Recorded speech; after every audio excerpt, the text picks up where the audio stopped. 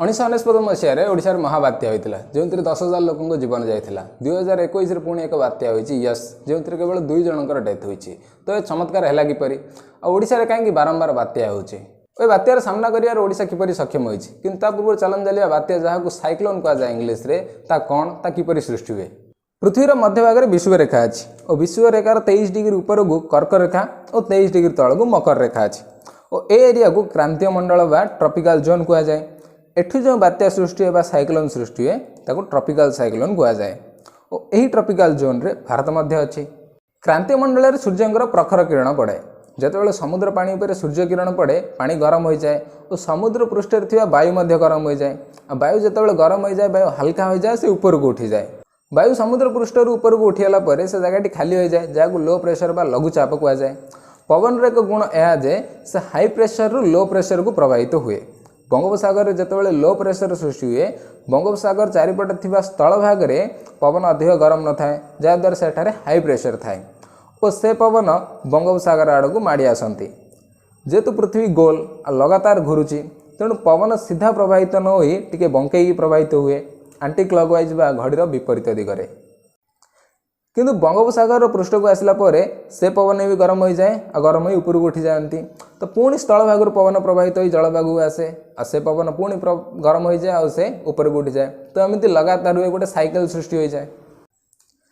जेहेतु समुद्र पृष्ठ वायुर आर्द्रता अधिक थाए तेणु से वायु ऊपर को एक निर्दिष्ट स्थान को गला ठंडा हो मेघ सृष्टि करती और साइक्लोन और बात्यार रूप नियंती ओडिशा निज जियोग्राफिकल स्ट्रक्चर जो बात्यार रास्तार आसी जाए तेणु बंगोपसागर सृष्टि होता टोटाल बात्यार 1/3 बात्या ओडिशा रे प्रभाव पकाए जितेबाला पवन घंटा प्रति 63 किलोमीटर स्पीड रे गति करे ताकू ट्रॉपिकल स्टॉर्म कहुए जितेबाला पवन घंटा प्रति 119 किलोमीटर रु अधिक स्पीड रे गति करे सेतेबाला ट्रॉपिकल साइक्लोन कहुए जितेबाला पवन घंटा प्रति 220 किलोमीटर स्पीड रे गति करे से सुपर साइक्लोन बा महाबात्या कहुए भारतर पूर्व में बंगोपसागर अच्छी और पश्चिम अरब सागर जेहेतु बंगोपसागर पानी अरब सागर अपेक्षा किसी डिग्री अधिक गरम होता है तेणु बंगोपसागर में अधिक साइक्लोन देखा जाए किंतु वर्तमान ग्लोबल वार्मिंग विश्वताप जो क्लाइमेट चेंज होबार लगी जहाद्वारा अरब सागर में अधिक अधिक बात्या देखा दूसरी एवं किसी दिन तले यस बात्या पूर्वर अरब सागर में ताउत्के नामक एक बात्या होता जहाँकि गुजरात और महाराष्ट्र भली राज्य में प्रभाव पकईला जब आम ओडिशा रे बात्यार इतिहास देखा 1999 मसीह होता महाबात्या को ओडिशार सबुठ बड़ बात्या कहुए जो सबुठ अधिक क्षयक्षति होता बंगोपसागर 300 किलोमीटर स्पीड रे घंटा प्रति पवन बही 14 जिले में 1,99,00,000 लोक एफेक्टेड होते 10,000 लोक जीवन जाता और यही बात्या को गत शताब्दीर सबुठ बड़ साइक्लोनिक डिजास्टर कहुए तापर पुणी 2013 मसीह फाइलिन बात्या होता लगातार ओडिशा रे प्रतिवर्ष बात्या हो आसुअछि हुड तितली फनी अम्फन 2021 मसीह यस किंतु ये कौन बात्यार 1999 भली क्षयक्षति होना कि लोक जीवन जाए कारण 1999 महाबात्या पर ओडिशा सरकार बात्या को सीरियसली नहीं भविष्य में आसुवा बात्या प्रिपरेशन आरंभ करते 2000 मसीह ओडिशा सरकार OSDMA Odisha state disaster management authority नामक एक संस्था बनई जहाँकि भारतर प्रथम डिजास्टर मैनेजमेंट संस्था अटे मुख्यमंत्री चेयरमैनशिप अंडर रे नेचुरल कैलामिटी कमिटी और डिस्ट्रिक्ट लेवल टास्क फोर्स बनागला tropical cyclone 4 stage warning system तैयारी करा जायछि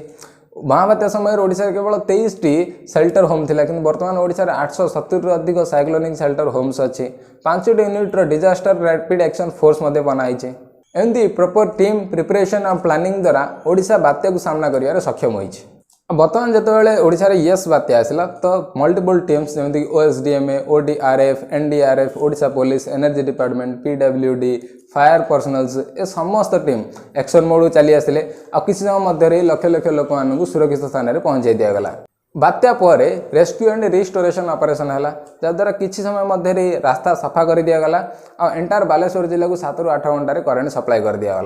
यस बात्या केवल ओडिशा रे 2 जनकर डेथ होइछि तो ओडिशा सरकार एक एग्जांपल क्रिएट कर पारिछन जे आमे बात्या को तो रोकी परिबानी किंतु प्रॉपर प्लानिंग टीम और स्ट्रेटजी द्वारा आमे लोक मानक जीवन बचाई परिबा ओडिशा सरकार के यही डिजास्टर मैनेजमेंट सिस्टम को UN मध्ये प्रशंसा करछि आ ए वर्ष ओडिशा सरकार आ निष्पत्ति नैछन जे ओडिशा स्कूल और कॉलेज गुडी करे डिजास्टर मैनेजमेंट कोर्स पिलाणु को पढ़ा जिवो तांको सिलेबस रे इनक्लूड करा जिवो जा द्वारा प्रत्येक घर घर गोटे डिजास्टर वॉरियर क्रिएट होई परिबे आ विपद समय रे से माने निजर और अन्य मानर जीवन मध्ये बचाई परिबे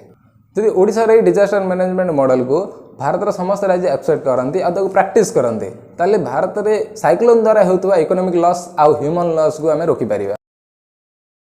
सो फ्रेंड्स वीडियो केमती लगे कमेंट कर कहूँ भल लगे लाइक करूँ।